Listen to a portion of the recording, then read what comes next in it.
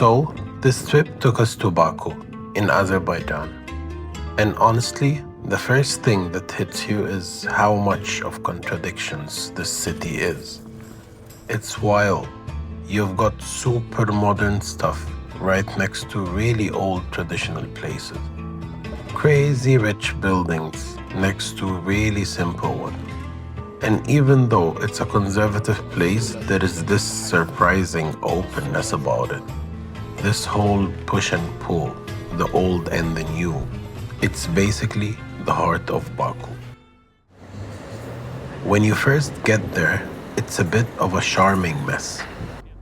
Kinda reminded me of Cairo. Cars are parked all over the place, like everywhere. And there's so many people, a lot of hustle and bustle.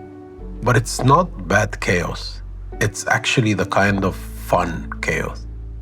You see these sudden bright lights in some spots, then dark shadows in others, which makes it feel really alive.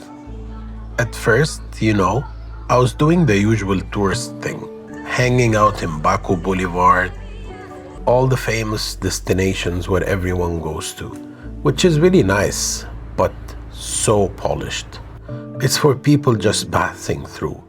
But then I had this moment, this kind of realization. I wasn't just a tourist anymore. I wanted to travel. I wanted to really get into the city, not just look at it from the outside. So that's what I did. I left the tourist spots and I went to the heart of the city. Places like 20 Anvar and Inglab Ismailov. Places where not many foreigners go to. And that's where I started to really get Azerbaijan. People there, they would always talk to me in their language. Hi. Probably because of my hair and eyes.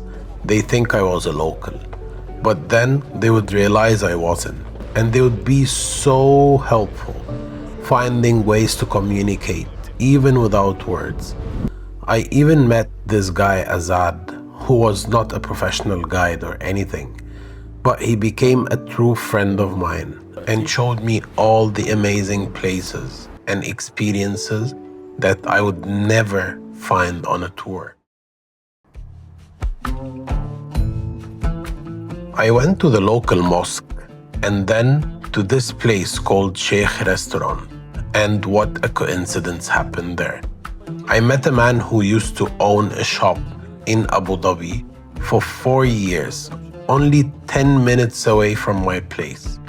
Food there was incredible, and it's 4 times cheaper than the other restaurants that I have tried. Then Abu Zaid also invited me to try the kvass drink, which is a fermented rye bread drink. Apparently, it's super old, like from ancient times. And to be honest, it wasn't really my thing. The taste was not on spot for me, but the gesture was amazing.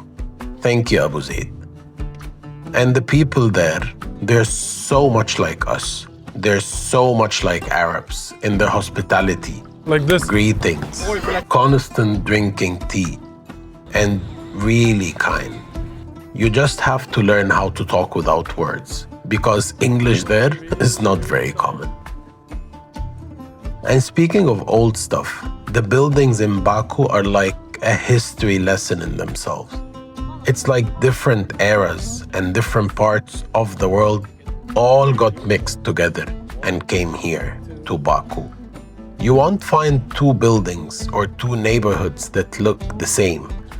You see these big blocky Soviet buildings right next to elegant Georgian-style palaces, French-designed square that feels like they're from Europe. Every building here tells a different story, and it seems like those stories are about different empires that were here one day. The Arab Empire, the Turks, the Qajars, and the Soviet Union, until they finally got their independence in 1991.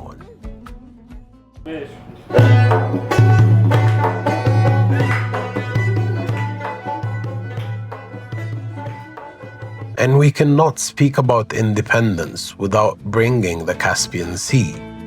Technically, it's not even a sea, but it's so massive and so important that it might as well be a sea. It's this huge body of water that has been crucial for centuries for people and for the country.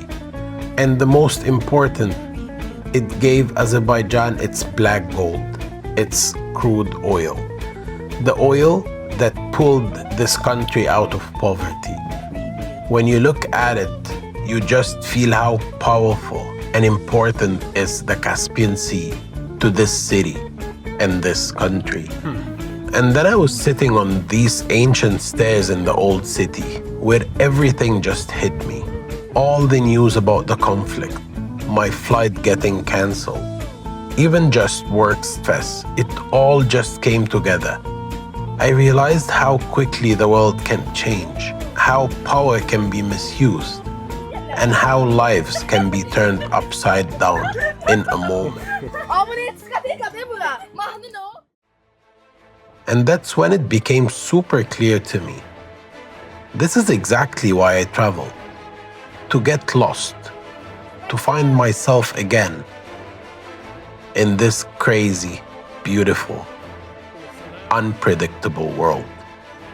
So yeah, Baku is not just a city for me. It was an experience.